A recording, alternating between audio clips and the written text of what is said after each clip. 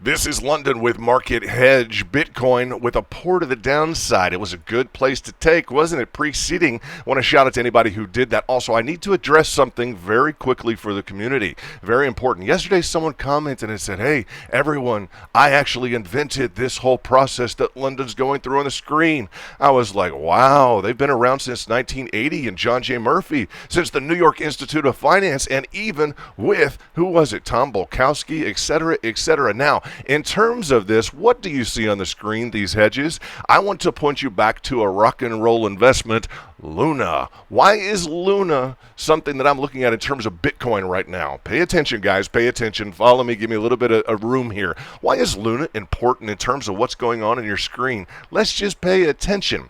Now, in terms of the absolute disaster it wound up being, not before it was a huge, let's pay attention, guys, a huge, remember this, level of success. What were these specific hedges? What were these, guys? You got it right. What were they? Well, that was actually in shout out to who? Shout out to Angel. Why? Because this was the original chart I sent Angel. When was it? That was here we go, back in 2021, August of 2021. I saved that, Angel, because that was one of the greatest trades around until, I guess, the guy who's up right now for indictment, ouch, before he actually got he got the wind taken out of those sails. Let's just talk about, why am I bringing this up? First of all, back 2021, far before then, guys, what was I doing? Well, we were stacking, we were laddering, yeah, we were hedging asymmetric trades, and Luna was in what? Okay, fine. Luna was in a descending triangle. Now you see, this was about $4, right at $4 before it went up, what, 28 times, guys? It was a heck of a 2,800% return. But it went, and what did we do? We caught the bottom, boom, right? So look at this, guys, and shout out. Angel, I hope you're doing well with all the family, etc. Look at 28 times. It's 2,800 times before, of course, this liquidity issue with Luna. So that guy's about to stand trial, indictment, tough deal. Be careful in crypto. So what are you looking at? I want to bring this up today for the community. What are you looking at here? What are these? Okay, these are stacked orders, right? Just the same way that you saw. The same way that you saw, guys, back when, and some of you haven't been around for that long, but I just want to address it. When I was stacking these orders along with, those were the targets with Angel on Luna, that's as far back as I can find that in crypto, we were using this. And guys, this is a strategy that belongs, to stacking these orders, is a strategy that really belongs where? In commodities, right? So if you're an old school person that has read John J. Murphy, right? Commodities, okay, he's got a great commodities and futures book, which I've recommended you guys pick up, which is published by who? Published by the New York Institute of Finance. That's the old blue book that John J. Murphy has, right? So, and how else does Luna kind of fit in the picture here? No one even wants to talk about it. I get it, but how does it fit in the picture? Well, Luna took off from what? It took off from a descending triangle, right? So if we look at this, yeah, Luna was in a descending triangle. So the caveat back then, way back then, was moves to the upside were possible. Definitely possible, written at the bottom of this, in terms of stacking orders and boom, and then you see kind of what we call a blackjack move, all the way back to that incipiency and in that market rage that we saw. Now, let's talk about, so anyway, any comment in in the channel that, oh, you've invented something, you're a little late to the ball game, but that's okay. Now, in terms of, just want to set the record clear, let's talk about No Torque. No Torque did what? He took, boom, at the 50, he took, I guess that's 56,000 in profits. Beautiful take, No Torque. I want to shout out to Luke too. What's up, VIP in the house? You're seeing actually now the rooms, VIP rooms in the back that we're really trying to tighten the bolts on. And guys, they're going to be ready. They're going to be private. They're going to be awesome. And I can't wait to show this to you in terms of MarketHedge. Let's go through the details again. And what's important, I really felt this was important to bring up Luna. Yes, to show, okay, I've been stacking orders for, too long. Don't want to date myself, guys, but too long. Talking about decades plus, right? In terms of the details here, so that's what you're seeing, these green lines here. This averaging down, stacking, laddering, etc. That's what we're doing. Age-old principles in TA, especially in the commodities market. Now, in terms of what else did we see on Luna? Descending triangle with interest below. Boom. Descending triangle with interest below. This is the Bitcoin chart. Okay, now you're starting to see also why I say all the time, I like descending triangles. right? They've been paying for a long time, guys. So in terms of the details, and longer than crypto has been around, it's just something that gets people in a very bearish mood, and all they can do is look down. The bulls are buying below, and how are they buying? They're buying like this, guys. If you're on the intelligent spectrum here, you're scaling in, you're averaging down, you're stacking orders, you're laddering in. So that's the bottom line. Wanted to kind of clear all that up, go through a little bit of history for the channel, and also I did mention John J. Murphy, right? The Blue Book. Commodities and Futures Market book, still by the New York Institute of Finance. Those are bedrock, guys. I was reading that 30 years ago, literally 30 years ago. So glad to bring that kind of information to you in terms of a top-level resource. Let's look at where Bitcoin is. Let's look at where the rejection was real quickly, and what's the scariest pattern for the bulls. I'm going to say scary. This specific, I've had it in the background, this rising wedge, you guys know it.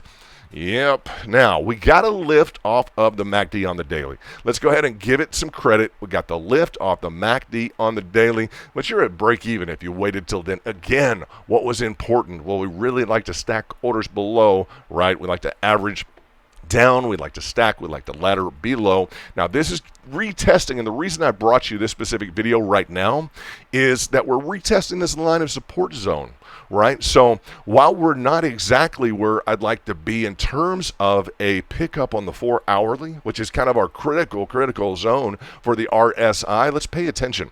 And this is really great for us on the RSI. You started off, this is the first option here is we can do what? Yeah, we can go in, we can stay overbought on the RSI. The second option is we can go up, we can go back to mid-level, and we did it here, guys, we can go back to overbought again. Buyers can push up. Now, the third option that we have, I'll leave that there. The third option that we have is to complete the swing zone cycle of the RSI and head all the way back down from overbought to oversold. So this is a great 1, 2, 3 example that we're looking at for the RSI. We're not down into the oversold turf yet, but as I look at the three options, right, one, staying overbought, failed to do, right? 2 would be a rebound from the mid-level, which we got. All right, so, and the third would be just that cruise down element that we're really looking forward to. If you're in the short, congratulations. And I want to just shout out again to No Torque, because that was a great take. And it's easy to say things, right? It's not easy just to go ahead and take the cash. Excellent example, that 56K. I love the story. And yes, my trades are probably down, what is it, guys? Quite a bit. You do the math. We'll look at some of the issues here. But yeah, I mean, 154, let's just check in with this guy. 154 was up 220 yesterday. If you do not have the heavy reserve cash, okay, I'm just going to tell you, or if you're overexposed, this game can be miserable. It's just not for you. The best people that I see in the markets that operate the very, very best are the ones who have the ability to throw in additional cash whenever, literally whenever. So if you're in that category, I'd say two categories. If you're in that category, enjoy the gains, enjoy the risk. This is the riskiest market you're going to find, crypto, period. You know that. Your coin, just like Luna, great idea in terms of, yeah, it worked out phenomenally, but also incredible risk. The thing went to zero, right? And people made money on the way down, by the way. And shout out to Angel. I know you did make money on the way down. Congratulations. Now, in terms of where we're at on Bitcoin, just be mindful of the fact that, we've been doing this strategy, and by we, I mean me, I mean the guys in New York, I mean my old hedge fund, period. Not everybody's business, but yeah, guys from New York and commodities, etc. Yes, and remember, this is London, former hedge fund owner, private, non-SEC, okay, not financial advice, but looking at this specific, I'd say, approach and tactic, it is well-founded in the dialogue, in all of the materials that are foundational in terms of TA. So while we're looking at this level of support, let's not give up until we actually breach this zone here. We agree? Let's not get overly wound up. Bitcoin, in fact, has a bit of a past. You guys agree? Has a bit of a past in terms of setting new all-time highs and throwing down and scaring people out of the market. We agree. With that said, so this is not a complete surprise. With that said, the pickup, I'd like to wait until that oversold turf on the 4 hourly, okay? And let's look at the daily real quickly, and then I'll let you guys go. I appreciate your time today. In terms of the specifics, what do we get? We didn't quite cruise up into overbought turf, so Yeah, this is on the daily RSI. Would have been nice to cruise up and really hit into that overbought turf. We didn't get it. We just didn't get it. So this was a little bit of a deficiency on Bitcoin, on the buyers. We don't like that, but we'll take it. We've had some good action lately. What have we done? We've regressed from about that overbought turf to the mid-level. What are our options? You guys know the number 2 would be, and we're about near there, but the number 1 option is staying overbought. We failed to do that. Number 2 option would be rebounding. Bulls rebound up into overbought turf. Or the number 3 is someone, and a lot of people are about to get a great short all the way down to oversold turf. Don't overcomplicate things in terms of a swing trade. You got it. You got a 1, 2, 3 option here. 1, we stay overbought. 2, we do what? We rebound halfway, we come back. Or 3, boom, all the way down, and we get a great swing trade. That's on the daily. So this is kind of new, I'd say a new technical parameter to discuss. Guys, it's London. This is Bitcoin. You know it. Do check out the weekly. That's a tight little potential micro top. Don't you agree? Yeah, look at that. On the weekly, we've got some new, parameters in play here in terms of new pivots, potentially on the top. It'd be a interestingly tight, I think you guys will agree, interestingly tight double top there. Really, really a micro pattern. And where are we? Here we go. Where are we on that RSI as well? It'd be nice for buyers to get into the real overbought turf on the RSI and the weekly. Guys, it's London, about 10 minutes with you. I wanted to just bring you the details in terms of everything, in terms of what's being built here. Guys, it's me. I'm building it with you. That's the only person that is going to be in charge of this or responsible to you guys in terms of trying to outfit you and just give you a cool place to hang out. First of all, that's the bottom line. I want you guys to have a great VIP. I want it to be something that other groups, to the extent they would like to participate, this is going to be a very interesting. Once you guys see this all develop, the concept is not just trading. It is not. It is going to be built around trading dynamics for groups. It's a whole new bombshell in terms of once it really gets going. So congratulations to you guys. You're here early.